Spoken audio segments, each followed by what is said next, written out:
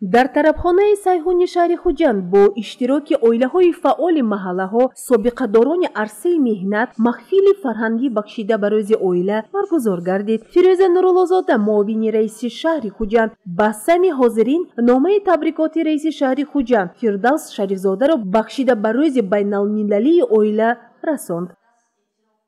Оила дар фарҳанги мардуми кӯҳанбунёди тоҷик ҳамчун ниҳоди муқаддас эътироф гардидааст, зеро беҳтарин арзишҳои инсонӣ аз қабили муҳаббату садоқат, самимияту вафодорӣ ва ҳамдигарфаҳмиву таҳаммулгароӣ маҳз дар оила ташаккул меёбад. Мақоми оила дар ҳар давру замон баҳри пешбурди ҷомеа муайян намудани сатҳи иқтисодӣ, иҷтимоӣ, сиёсӣ ва фарҳангии ҳар халқу миллат аҳамияти хоса дошт.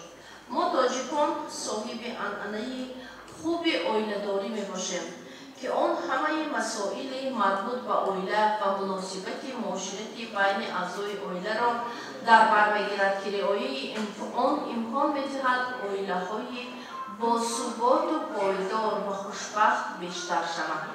Асосгузори сулҳу ваҳдати миллӣ, пешвои миллат, Президенти Ҷумҳурии Тоҷикистон муҳтарам ҷаноби Олӣ Имомалӣ Раҳмон дар паёми навбатии худ дар Маҷлиси Олӣ оид ба масъалаҳои маърифати оиладорӣ, баланд бардоштани масъулияти падару модар дар таълиму тарбияи фарзанд, омода кардани фарзандон ба ҳаёти мустақилона ва пойдорию устувории оила таваҷҷӯҳи махсус зоҳир намуда, аз ҷумла қайд намуданд: мусаллам аст, ки ҷомеаи солим аз оилаи солим ва насли солим ташаккул меёбад ва бидуни оилаҳои мустаҳкаму муқтадир ҷомеаи беолоиш вуҷуд дошта наметавонад.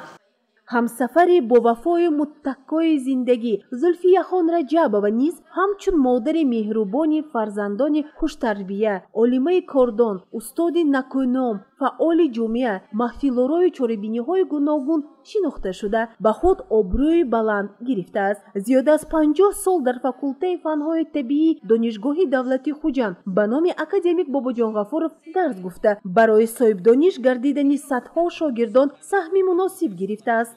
алҳол ӯ роҳбари маҳфили доим амалкунандаи фарҳангии оиладорӣ буда, ҷавононро ба зиндагии мустақилона ҳидоят мекунад. махсусан ҷавондухтарон аз маҳфили ин бонуи пешқадам тарзи дурусти зиндагонӣ бо таҳаммул будану иззату икроми ҳамдигар, сариштакору ободгари оилаҳои худ буданро ёд мегиранд.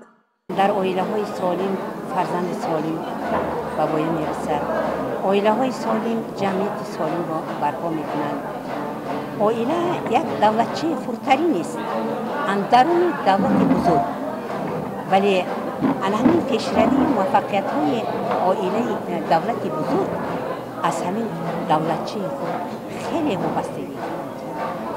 чизе ки маълумотҳои оморӣ нишон медиҳад, вақтҳои охир пошхӯрии оилаҳо дар ҷумҳурӣ аз он ҷумла дар шаҳри Хуҷанд афзуда истодааст ва маълум гарда истодааст, ки асосан пошхӯрии оилаҳо имрӯз дар оилаҳои ҷавон дида шуда истодааст. то 10 сол зиндагонӣ мекардагӣ оилаҳо дида шудааст.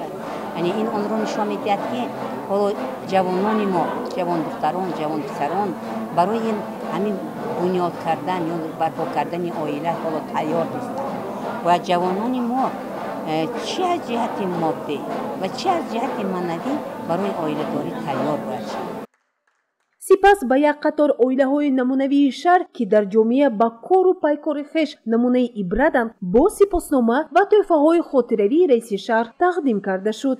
барномаи фарҳангии аҳли санъати шаҳр таби ҳозиринро болида намуд.